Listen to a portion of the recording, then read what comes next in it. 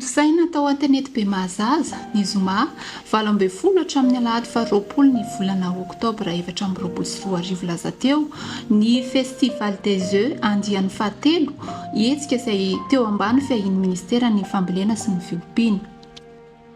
Toany ny famokarana anatiny ho fampandrosoana ny Madagasikara, izany no teny filamatra no safidiana hifanentanana ho an'ity andiana ity satria hita tsapa fa miainga amin'ny famokarana anatiny sy ny fotony no iziny ny fampandrosoana ny Madagasikara.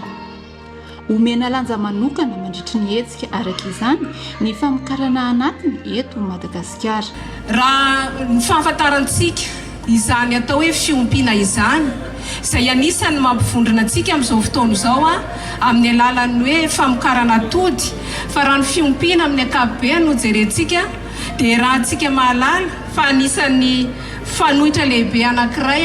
ho an'ny fampandrosoana izany, na ny fampandrosoana eo amin'ny ara-hotekarena na ny fampandrosoana eo amin'ny ara-tsosialy ihany koa. Azo tanterahana tsara ihany koa ny fiompiana raha eto Madagasikara any amin'ny faritra rehetra, ary ny fitondram-panjakana dia nametraka andro anankitelo izay fantatritsika fa ny andro voalohany sy ny andro faharoa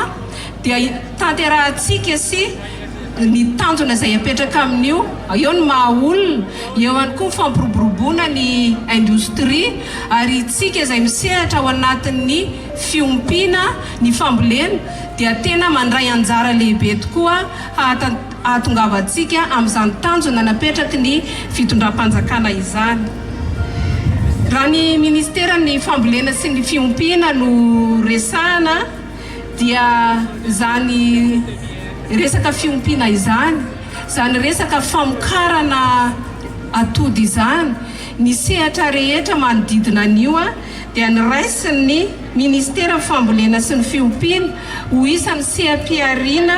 izay mitondra antsika any amin'ny atao hoe fahavitantena ara-tsakafo. Ary raha ny fiompiana manokana no resahana ny protéine rehetrarehetra, ny protéine izay be indrindra dia azontsika avy amin'izany vokatry ny fiompiana izany. Izay protéine zany dia ilaitsika na ho antsika izay ankizy rehetra tonga lahatra teo eo amin'ny fitomboana, ara-batana, ara-tsaina,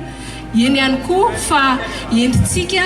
manatanteraka miriary mahazo ny tanjaka rehetra, manatanteraka ny adidy sy ny andraikitra izay omenantsika. Marina fa mamokatra atody manodidina ny 3 hetsy isa isan'andro ny commune an-tanety be Mahazaza, ary saika avy ao an-toerana avokoa ny atody miparitaka ao Antananarivo renivohitra.